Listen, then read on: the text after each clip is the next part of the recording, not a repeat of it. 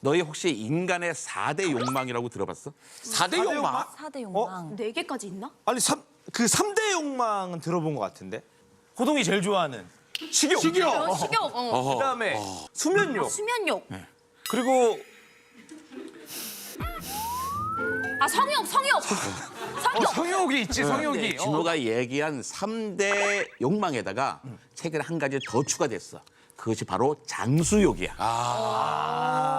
건강하게 오래 사는 것이야말로 인간이라면 누구나 다 바라는 거잖아. 맞아. 많은 사람들이 오래전부터 영원히 살 수 있는 방법을 고안해 왔어. 그게 뭐야, 영원히 사는 거? 잘 들어봐. 내가 지금부터 20세기판 미라 이야기를 해줄게. 미라지네. 때는 1967년. 간암이 폐암으로 전이된 한 남성이 있었어. 그의 이름은 제임스 베드포드. 미국의 심리학 교수였어. 근데 자기가 이제 죽게 됐는데 이대로 죽고 싶지 않은 거야. 수십 년만 지나도 이 병을 고칠 수 있을 것 같은데 그럼 내가 좀 더 오래 살 수 있을 것 같은데 어떤 방법이 있을까? 그 고민 끝에 가족들에게 어떤 부탁을 했냐면 내가 죽으면 냉동을 시켜다오. 그럼 나중에 날 풀어주면 되잖아 라고 부탁을 유언을 남긴 거야. 냉동 뭐죠? 근데 그게 60년대에 그게 가능했어? 실제로 통째 시신을 냉동 저장한다는 것은 상상도 못할 시대야. 하지만 평상시에 왜 간호했던 간호사가 있을 거 아니야? 이분이 여기저기 일단 얼음을 싹 모았어. 얼음을 모아서 그 얼음 속에다가 시신을 넣어둬. 그리고선 여기저기에 전화를 하지. 그 중에 하나가 연명협회라고 있었어. 예전에 미리 문의를 했던 곳이야. 그래서 전문가 의미는 없어. 드라이 아이스 온도가 79도야. 영하 79도야. 그다음에 액체 질소 있거든? 액체 질소 온도가 영하 196도야. 그러니까 거기 넣다 보니까 그렇게 된 거지. 그냥 드라이 아이스 넣었다가 액체 질소로 옮겼어 하면 간단한 걸 간단한 거를? 괜히 있어 보이게 하려고 영하 79도에 냉동했다가 영하 196도에 냉동했다고 하는 거지. 근데 이렇게 숫자로 이야기하면 뭔가 근사해 보이고 있어 보이잖아. 아니 근데 그 냉동할 생각을 어떻게 한 거야? 그리고 또 진짜 그 신기하다. 전문가팀들은 누구고? 그러니까 진호가 정말 날카로운 질문을 했는데 베드포드 박사가 죽기 5년 전인 1962년으로 거꾸로 가야 돼. 당시 물리학자였던 로버트 애팅거가 냉동 인간이라고 하는 책을 한 건데 근데 이 냉동 인간 보존술을 이론적으로 처음 정립한 거지. 그 사람은 이렇게 주장해. 전 생물학의 미래는 죽은 사람을 다시 살려내는 데 달려있다. 그리고 액체 질소의 온도인 영하 196도가 시신을 몇백 년 동안 보존하는데 제일 좋은 온도다라는 제안을 해. 그러니까 영하 196도가 특별한 의미가 있는 건 아니었어. 그게 인간이 할 수 있는 실험실에서 할 수 있는 가장 낮은 온도일 뿐이야. 애팅구도 그러면 지금 냉동인간 되어 있는 거야? 그러니까 자기가 이런 데 주장만 하고 자기는 거기에 참여 안 했으면 약간 사기꾼처럼 느껴지잖아. 근데 이분은 그런 분이 아니야. 진심이야. 그래서 2011년에 사망한 다음에 자기도 자기가 설립한 냉동보존연구소에 냉동 보관되어 있고 그 전에 자기 어머니와 아내도 냉동을 시켰어. 그러니까 시신을. 그러니까 냉동 인간에 대해서 관심이 실제로 진심을 갖고 있었던 거지. 그런데 냉동 인간에 대한 관심은 이제부터 훨씬 전인 18세기부터 시작해. 거기 냉동인간 18세기에 관심을 가졌다고? 그러니까 18세기 미국의 정치가이자 과학자인 벤저민 플랭클린이 인체의 사후 보존과 부활에도 관심이 많았어. 어느 날 술병을 있는데 술병에 파리가 3마리 딱 빠진 거야. 빠졌어. 근데 술병이 얼어버렸어. 그런데 그 얼어있는 술병을 햇빛에 살살 녹이니까 3마리 파리 가운데 2마리가 살아나서 푸득푸득 날아가 버렸어. 야, 그렇다면 이걸 보고서 인간도 그 향유라고 하는 기름에 잘 넣어서 차게 보관해두면 장래에 다시 살아날 수 있지 않을까? 100년 후에 미국을 난 보고 싶어. 나도 술통 속에 잘 담갔다가 100년 뒤에 소생하고 싶다. 이렇게 편지를 썼어. 하지만 당시 과학기술로는 정말 어림도 없는 일이었던 거지. 그래서 너무 아쉬워 이런 이렇게 아쉬움을 토로했다고. 근데 나는 냉동 인간이 영화나 이런 데에서만 존재한 줄 알았거든. 근데 실제로 깨어난 사람이 있어? 현재까지 냉동하는 기술이 있지만 해동 기술이 완성되지 않은 상태야. 최근에 냉동되는 분들은 해동 기술이 완벽하게 성공한 건 아니지만 그래도 가능할 것 같다라고 하는 기대를 충분히 할 수가 있어. 그러니까 최근 가능성을 시사하는 중요한 연구가 또 많이 발표되고 있기도 해. 그러니까 얼마 안 돼서 2019년 네이처지에 발표된 논문인데 미국 예일대에서 죽은 지 4시간 지난 돼지 32마리를 대상으로 연구를 진행했어. 4시간이 지난 돼지 사체에서 뇌를 꺼내서 동맥에 특수한 액체를 흘려넣자 예상치 못한 일이 일어났어. 뇌세포의 일부가 다시 활동을 재개한 거야. 4시간이 지났는데? 예. 물론 죽은 뇌세포가 다시 무슨 기억하고 생각하고 감정을 느끼는 것은 아니지만 어쨌든 뇌세포가 활성화된 것은 처음 있었던 일이거든. 그러니까 앞으로는 냉동기 인간이 아니어도 정말로 영원한 생을 살 수 있는 날이 올지도 몰라. 냉동기 인간 좀 지루하잖아. 지루하게 기다리지 않고 직접 영원하게 살 수 있는 일이 생길 것 같아. 영원한 삶을 산다고. 네. 냉동인간 자체가 아니고. 그러니까 아까 우리가 이야기했던 진시황의 블로처가 말도 안 되는 것처럼 보이지 그걸 이뤄내겠다고 하는 기업들이 있어. 그중에 하나가 우리가 아주 잘 알고 있는 구글이야.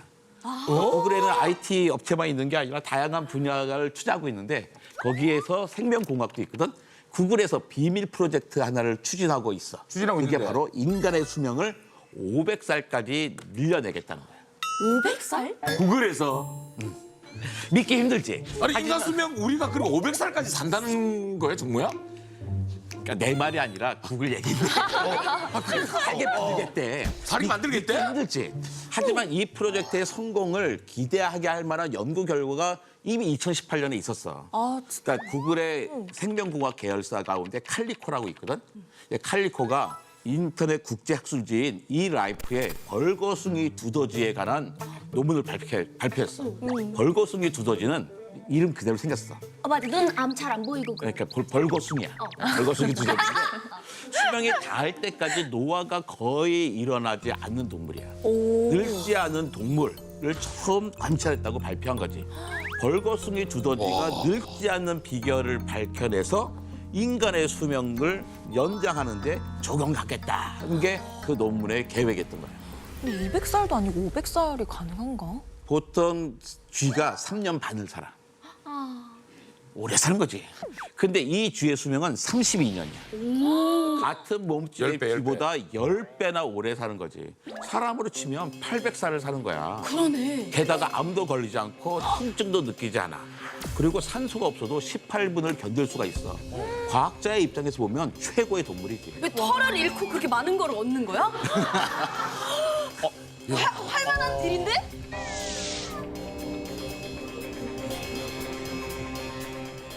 오 500살 프로젝트를 하고 있다고 하지만 이제 사실 어떻게 보면 지금 확 와닿진 않아. 인간의 기대 수명이 점점 길어지는 건 분명한 사실이야. 그러니까 기대 수명표라는 게 있는 게 1600년대 후반부터 기대 수명표란 걸 계산해서 만들고 발표하기 시작했어. 근데 18세기 중반까지 기대 수명은 약 35살에 넘지 못했어. 그런데 이제 백신이 발견되고 그 다음에 가장 중요한 거 항생제가 드디어 발명된 다음부터는 인간의 수명이 약 2배 정도 늘어나 현재 대한민국의 평균 기대 수명이 2020년 기준으로 83.2세야.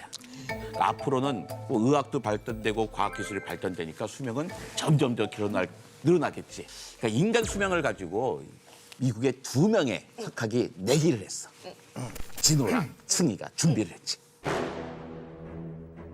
미국 엘라베마대 생물학과 석좌 교수인 스티븐 오스타드 교수.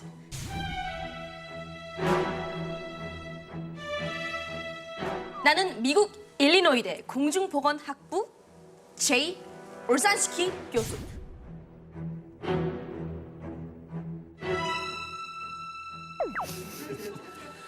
기네스북 기록 세계 최장 수위는 122세로 사망했고 현존하는 세계 최고령자 116세. 이런 수치를 보면 19살짜리 우리 아이가 150년을 산다는 게 불가능한 건 아니죠.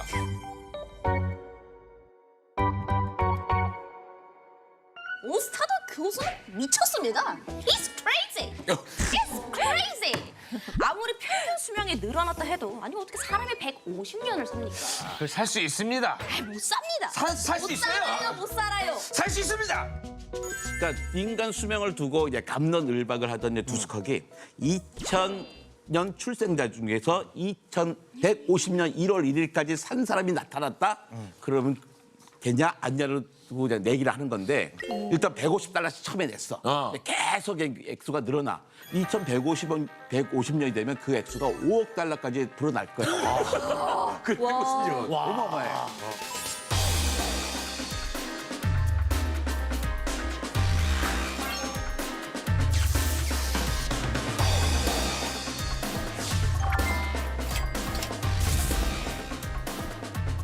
영장류는 내 기억에 가장 힘을 쓸 수 있는 절정의 6배를 뛰어넘지 못한다. 154는 좀 받기 어려운 수치다로 본 거고. 그건 뭐 일반적인 이야기인 거고 영장률이 6배에서 맥시멈 최대한 그만큼 산다. 최대한. 그런데 한석학의 이야기는 그게 자연이고 우리는 자연적으로 사는 게 아니잖아. 우리는 의학도 있고 과학기술도 발전되니까 그보다 훨씬 뛰어넘어서 150살 것도 살 거야. 그것도 꽤 많은 사람들이 그렇게 살 거라고 생각한 거지. 2013년에 내셔널 지오그래피 표지에 이 아이는 120살까지 살 거야. 사람들이 다 그렇게 살 거야 그랬어. 근데 2년 후에는 140살까지 살 거야 나온 거야. 긴가민가 하지만 많은 사람들이 그 정도 120살, 140살 정도는 해볼 만한 거 아니야? 라고 생각하고 있는 것 같아. 그 중요한 팩트는 우리가 150살 오케이 살아. 130살 살아. 그게 오래 사는 게 자체가 무슨 의미가 있어? 건강하게 오래 살아야지. 호동이 말이 맞아. 여기서 가장 중요한 걸 놓치면 안 되는데 건강하지 못한 채 오래 사는 건 행복이 아니라 고통이자 절망이거든. 혹시 비건강 수명이라고 들어봤어? 그게 뭐야? 안일 비자를 쓰는 건데 우리가 90살까지 산다고 가정했을 때 그러니까 우리 보통 비건강 수명이 16년이야. 16년이 뭐냐면 16년? 병을 안고. 질병을 안고 살아간다는 거야. 그러니까 우리가 90살까지 산다고 하면 74살까지는 나름대로 건강하게 살지만 나머지 16년간은 아프게 살아야 된다는 거지. 그러게. 와, 근데 16년 진짜 긴데. 그러니까 가족들도 고생인 거잖아.